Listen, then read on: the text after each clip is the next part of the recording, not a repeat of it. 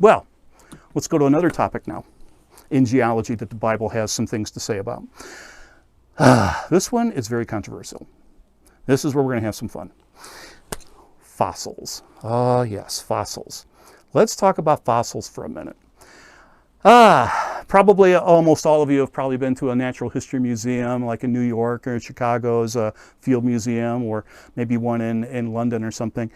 You see a lot of fossils. Matter of fact, if you go in certain areas, even maybe in your backyard, you can find fossils. Look in your driveway. I remember my dad used to order limestone rock to fill in our driveway every few years, and as soon as the rock would come, it was limestone, broken up limestone. I would go out there with my friends, and with a magnifying glass, we'd start looking for little fossils and stuff, and we would find small little fossils and things all over inside there. So fossils are around, there's no question about it. So what are fossils? Well, fossils, look in any geology book or earth science book, they're going to tell you, fossils are believed to be organisms. Well, they are. They're organisms that died, yet their tissues have been replaced with minerals, preserving their shape and their structure. And that's like almost a direct quote out of one of my earth science books. So then there's beautiful fossils. I have a couple here, just absolutely gorgeous fossils. This one here you can see is an aquatic creature similar to a chambered nautilus. You can see the beautiful spiral on the shell. Does it get prettier than that? This one here is the actual fossil. Many states use this, claim this one as their state fossil. This is a trilobite. This is an actual trilobite taken. You can see it's still part of rock here, but trilobite, some type of an arthropod, segmented legs in sections and stuff. Part of the body is sometimes segmented. And you can see that there's one here. These things, I have some other ones that are just gigantic, 3 or 4 inches across in length. I mean, they're big. You see fossils everywhere. And I know many people that travel around to different spots in the world looking for fossils. I used to live by the Kankakee State Park in Illinois, and I love to go there, and just walking around in the rock formations, you can see all sorts of fossils. I used to teach in Braidwood, Illinois, and that sits today on an ancient coral reef, and you could go out and you can even find jellyfish, of fossilized jellyfish and fish and all sorts of aquatic creatures in rock like this.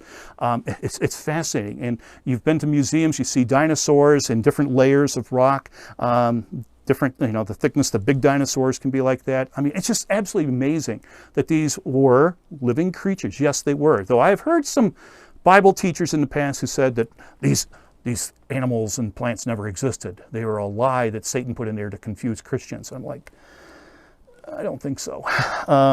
So no, I believe these were living creatures at a time, and possibly not that long ago, in fact. They are found, the fascinating thing about fossils, you can find them on every cotton-picking continent there is. Every continent has them. You can find them on the loftiest of mountains. You can find them even as they've taken cores out of the bottom of the seas and stuff. You find fossils. So they're everywhere. They're all over the place. Every continent has fossils. Even on mountaintops, there's aquatic fossils, fish and things, and emerites and trilobites and stuff. Even on mountains, you find stuff like this. On top of mountains even. So fossils are all over the place. You find them. Now, most geology books will state that fossils are the plants and animals that lived millions of years ago. And they also state that fossils take millions of years to develop. Well, there's problems with that statement. And also, this gives us a conflict that we see with the Bible. Here's where some people will say, here's where the Bible and a geology book and a science book are in major conflict. Well, they sort of are, but one of them's right, one of them's wrong. I'll give you a guess which one is correct. According to the Bible, in Genesis chapter 1 and chapter 2, also according to the Bible in Exodus chapter 20, and you can go through other some Psalms, you can go to other books in the Old Testament, you can even go to the New Testament, book of Romans, chapter 1 and stuff. It starts talking about that the earth is not millions of years old. It describes this as not being really, really old, that the earth is not billions of years old. Now, I know that there are many Christians, Hugh Ross, Francis Collins, and others who state that believing in the Bible and stuff, that there's an old earth, that the earth is billions of years old, is not in conflict with the Bible. I tend to disagree with that because of a lot of reasons, and we'll probably do a series on that since that's such a controversial topic. But I do believe that God created an aged earth, and there's a lot of evidence for that. When we have Adam and Eve being created, notice that have you ever read it? They're not infants. God's not changing their diapers. You know, they're not taking breast milk or anything. They're fully formed. Rivers already are described and existing, again, showing an early earth. Trees and other vegetations already planted and already in fruit. Constellations, the stars are already shining. The constellations are already set in their patterns.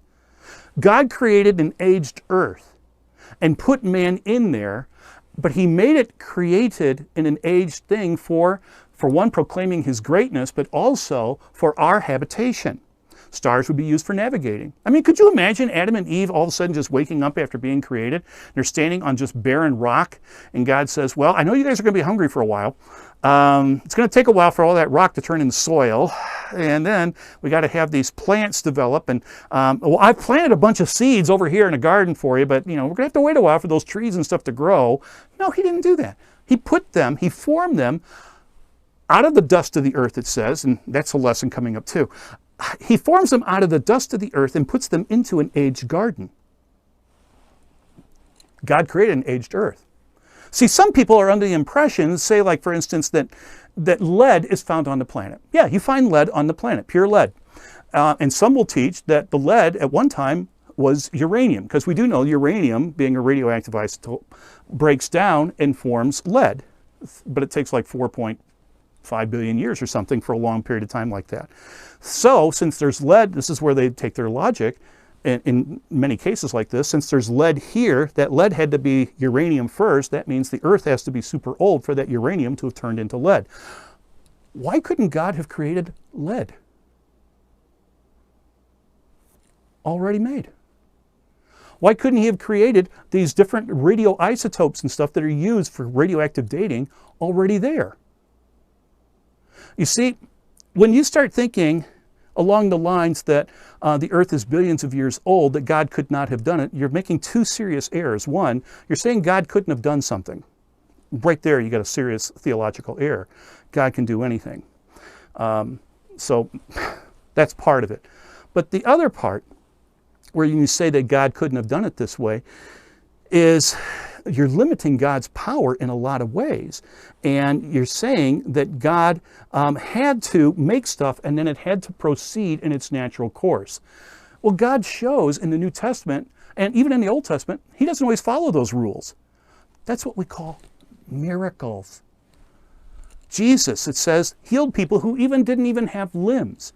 People who were born blind, obviously some structural problem inside of the eye. Maybe the nerves were not formed correctly, the retina not working or whatever. People were born deaf and stuff. God heals people. He even brings dead people back to life. Why do we try and limit God's power?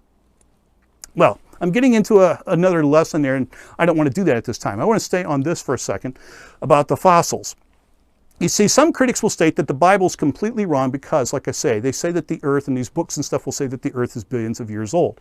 Part of the reason they come up with that is because of fossils.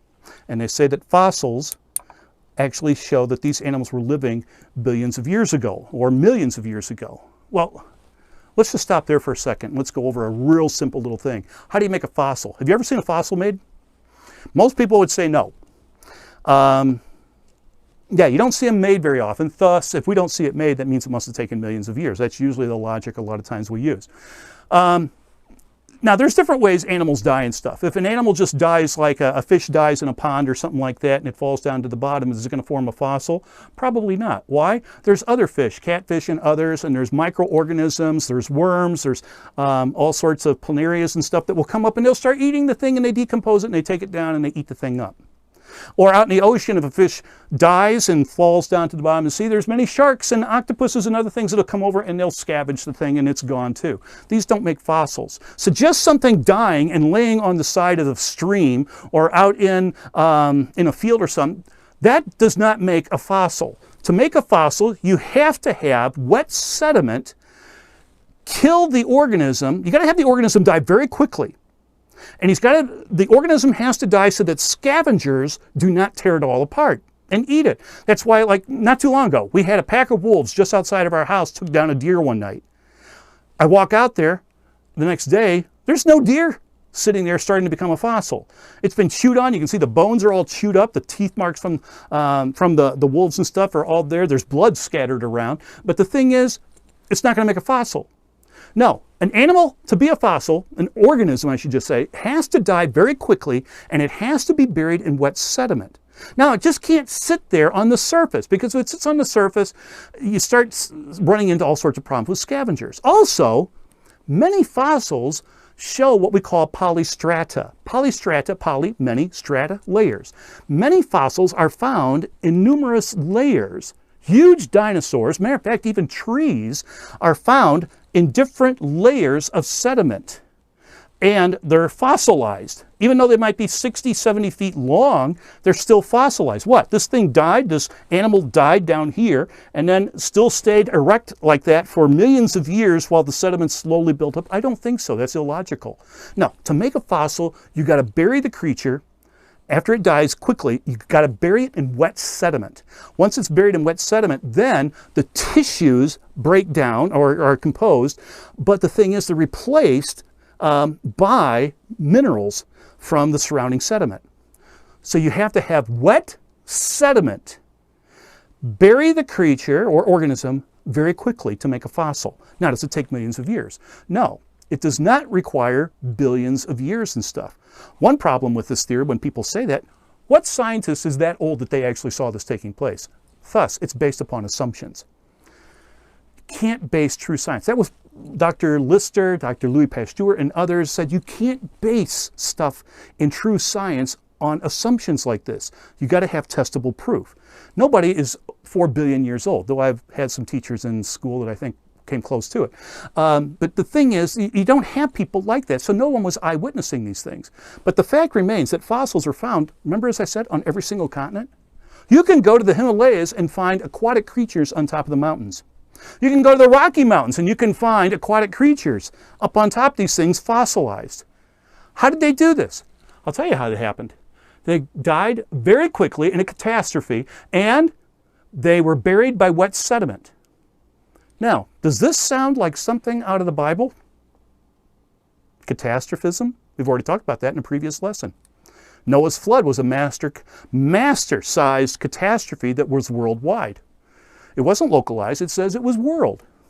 And we see evidence of this. If Noah's flood took place, we should be able to see fossils everywhere, all over the earth, because they would have been swallowed up and killed instantly and be buried in wet sediment so that the tissues could break down and form minerals to replace it, just like you see right here. I have no doubt that these creatures here, this Trilobite, was actually living at one point, but it got buried by wet sediment, and it was replaced then with the minerals making this up. And you usually find this in sedimentary rock. What's sedimentary rock? Sediment. So I don't believe Noah's flood was millions of years ago, because scientists have found out it doesn't take that long to form fossils. Yes, scientists have seen fossils form. Matter of fact, there's a very famous place, I can't remember where it's at, in England. You can take an object in and have it fossilized. You pay a fee, from what I understand. I know somebody who did this. They took a teddy bear or something, or no, it wasn't a teddy bear, it was a doll. They took a doll into this cave. You pay a fee, it goes in there, they set it in wet sediment, and after a period of, like, I don't know, a couple of decades, you can go back and retrieve it, and it's fossilized. It's just amazing how they do stuff like this. It can be covered in fossils. Also, as we've seen in a previous lesson, some fossils, there's fossilized spark plugs. It doesn't take millions of years to make fossils. So they don't need that much time to form. And if they just sit out in the field, scavengers are going to take them away. And that's why you don't see fossils forming all around your neighborhood. There's something wrong with that idea, that theory. And also, as I say, modern science has now proved, and they've published many papers, peer-reviewed articles, not in Christian publications, but in such publications as Science, Journal of Geological Society, Sedimentary Geology, and I could list many more because I have many copies of these things, where they've talked about how fossils formed of animals that have died just in recent history. So, get out of our mindset what they constantly are showing, like on Discovery Channel and all these things, that it takes billions of years to make a fossil, or millions. No, it doesn't. It doesn't need that. And since most fossils basically need water to form, wet sediment, remember? Now let's just think for a second. Doesn't that dictate that there had to be water covering the earth? And doesn't that perfectly fit the biblical account? Doesn't it? I mean, a few years back, scientists from NASA and others were claiming that Mars has had a global flood. I find this fascinating. Mars had a global flood. I heard it referred to just the other day as they've got some pictures and devices up there right now taking photographs, and they're talking about the global flood that Mars experienced. These same scientists say there is no signs of any global flood ever occurring on planet Earth. Now, there's some problems here. One, how many scientists have been walking around on Mars? Nobody's been there yet. Second, how many fossils have they found on Mars? None. Fossils require wet sediment. Do we find wet sediment fossil on this planet? Yeah. Do you find it in just a couple places? No, you find it worldwide. Yeah. Remove the time barrier. Just in your mind, just get rid of this time barrier, this assumption that the earth is billions of years old. Just move that out of there. Doesn't it make sense that what we see in the Bible, in Genesis account of the global flood referred to as Noah, doesn't that explain very easily about fossils? And also, have you ever noticed that certain fossils, I used to have one of a fish eating another fish, and it's fossilized. One fish is inside the mouth of the other. Actually, I've seen pictures of many of these. I used to have one. I believe it got borrowed permanently by someone, but I used to have a beautiful picture of a fish actually swallowing another fish. Now, wow, that is amazing that that thing just sat there for hundreds and hundreds of years without being broken down, and it formed finally a fossil. Doesn't it make a lot more sense this is an instantaneous death? And that's not the only one. There's other pictures that you can find if you study geological papers on this. There's pictures of aquatic creatures eating a bird, even. I mean, we do have aquatic creatures eating birds at times. There are places like this around and certain animals. But the point I'm making here, doesn't this suggest that death was instantaneous with wet sediment? Doesn't this fit the biblical account? See, I don't see a problem here with the Bible. I don't see it at all.